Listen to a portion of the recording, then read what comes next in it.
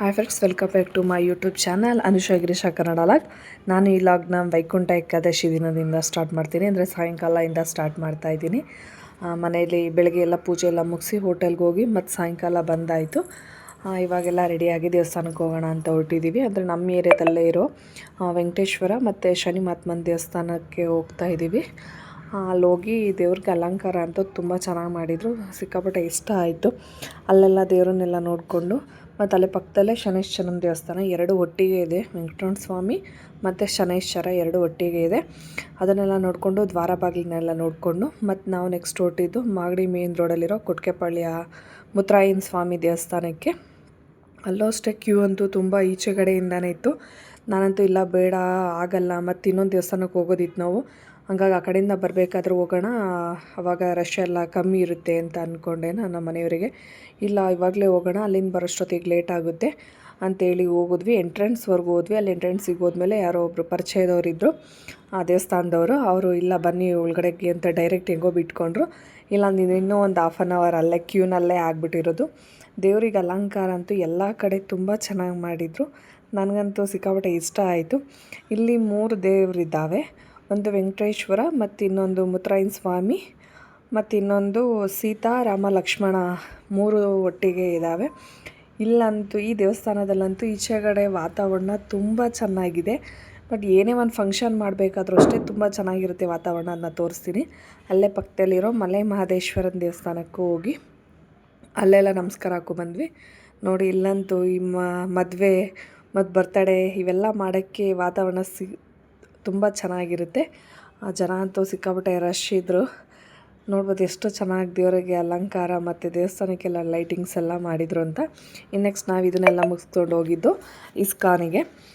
ಇಸ್ಕಾನಲ್ಲಂತೂ ತುಂಬ ಚೆನ್ನಾಗಿ ಕಾಣಿಸ್ತೈತಿ ಇವತ್ತು. ಫುಲ್ ಲೈಟಿಂಗು, ನೀರು ಎಲ್ಲ ಇದ್ದಿದ್ದಕ್ಕೆ ರಶ್ ಅಂತೂ ತುಂಬ ಇತ್ತು. ಅಂದರೆ ಒಂದು 2-3 ಕಡೆಯಿಂದ ಬಿಡೋದ್ರಿಂದ ಒಂದೇ ಹತ್ರ ರಶ್ ಅಂತ ಅನಿಸಲ್ಲ, ಬೇಗ ಬೇಗ ಕಳಿಸ್ತಾ ಇರ್ತಾರಲ್ಲ. ಹಾಗಾಗಿ ಇಲ್ಲೂ ಅಷ್ಟೇ ದೇವಸ್ಥಾನ ಎಲ್ಲ ತುಂಬ ಚೆನ್ನಾಗಿ ಅಲಂಕಾರ ಮಾಡಿದರು. ಸ್ವಲ್ಪ ಒಳಗಡೆ ಹೋಗ್ಬೇಕಾರೆಲ್ಲ ರಿಸ್ಕ್ ಅಂತ ಅನ್ನಿಸ್ತು. ನಾವು ಕ್ಯೂನಲ್ಲಿ ನಿಂತಿದ್ವಿ. ಇಲ್ಲಂತೂ ಒಳಗಡೆ ಹೋಗ್ಬೇಕಾದ್ರೆ ಲಕ್ಷ್ಮೀ ನರಸಿಂಹ ದೇವರು ನೋಡಬೇಕಾದ್ರಂತೂ ಆಗಲಿಲ್ಲ. ಅದರಲ್ಲೂ ಇಸ್ಕಾನಲ್ಲಿ ಒಳಗಡೆ ಹೋದ್ಮೇಲೆ ವೀಡಿಯೋ ಮಾಡೋಕ್ಕೆ ಬಿಡೋದೇ ಇಲ್ಲ. ಹಾಗಾಗಿ ಸರಿಯಾಗಿ ವೀಡಿಯೋ ಮಾಡ್ಕೊಳಕ್ಕಾಗಲಿಲ್ಲ. ಇಲ್ಲಿ ನೋಡ್ಬೋದು ದ್ವಾರ ಬಾಗಿಲು ಈಚೆಗಡೆ ಇದ್ದಿದ್ದಕ್ಕೆ ತುಂಬ ಒಂಥರ ಎದ್ದು ಕಾಣಿಸ್ತಾ ಇತ್ತದು. ಎಷ್ಟು ಚೆನ್ನಾಗಿತ್ತು ಅಂತಂದರೆ ನೋಡೋಕ್ಕೆ ಏನೋ ಒಂಥರ ಆನಂದ ಅಂತ ಅನಿಸೋದು, ಅಷ್ಟು ಚೆನ್ನಾಗಿತ್ತು. ನೋಡ್ಬೋದು ಸುತ್ತ ಎಲ್ಲ ಹೆಂಗೆ ಕಾಣಿಸ್ತಾ ಇದೆ ಅಂತ. ಇದನ್ನು ತೋರಿಸ್ಬಿಟ್ಟು ನನ್ನ ಮಗ ಯಾವಾಗಲೂ ಹೇಳೋನು, ನಿಮ್ಮ ಅಮ್ಮ ಈ ಬಿಲ್ಡಿಂಗ್ ನಂದು, ಈ ಬಿಲ್ಡಿಂಗ್ ನಂದು ಅಂತ ಹೇಳೋ. ಅದಕ್ಕಿಲ್ಲ ಇದು ನಂದು ಅಂತ ನಾನು ಹೇಳ್ತಾ ಇದ್ದೆ. ಹಾಗಾಗಿ ನೋಡ್ಬೋದು ದೇವಸ್ಥಾನ ಒಳಗಡೆ ಎಲ್ಲ ಎಷ್ಟು ಚೆನ್ನಾಗಿ ಅಲಂಕಾರ ಇದೆ ಅಂತ ನೋಡ್ಕೊಬನ್ನಿ.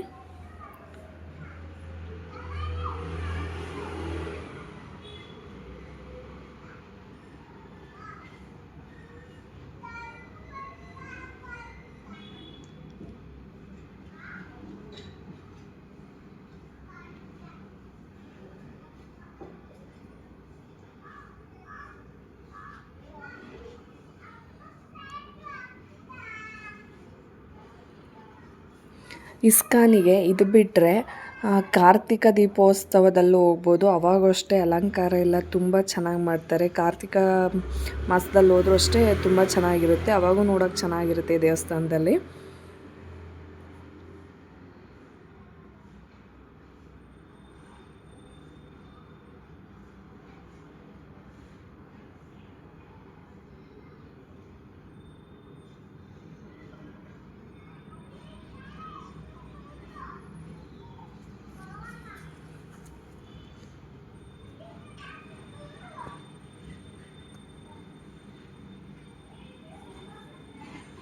ನಾವು ಇದನ್ನೆಲ್ಲ ನೋಡ್ಕೊಂಡು ಇವಾಗ ಪ್ರಸಾದ ಕೌಂಟ್ರ್ ಹತ್ರ ಬಂದ್ವಿ. ಪ್ರಸಾದ ಕೊಡ್ತಾಯಿದ್ರು. ನಮ್ಮ ಮನೆಯವ್ರಿಗಂತೂ ಇದು ಸ್ವೀಟ್ ಪೊಂಗಲ್ ಮಾಡ್ತಾರಲ್ಲ, ಅದು ಸಿಕ್ಕಾಪಟ್ಟೆ ಇಷ್ಟ ಅವರಿಗೆ.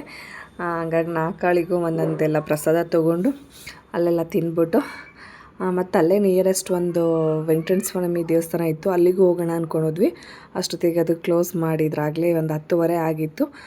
ಹಾಗಾಗಿ ಅಲ್ಲಿ ಹೋಗೋಕ್ಕಾಗಲೇ ಈಚೆಗಡೆಯಿಂದ ಒಂದು ನಮಸ್ಕಾರ ಹಾಕಿ ಮನೆ ಕಡೆ ಹೊರಟ್ವಿ. ಯಾರ್ಯಾರು ನನಗೆ ಈ ವಿಡಿಯೋ ಇಷ್ಟ ಆಯಿತು ಎಲ್ಲರೂ ಪ್ಲೀಸ್ ಒಂದು ಸಬ್ಸ್ಕ್ರೈಬ್ ಮಾಡಿ. Thank you for watching.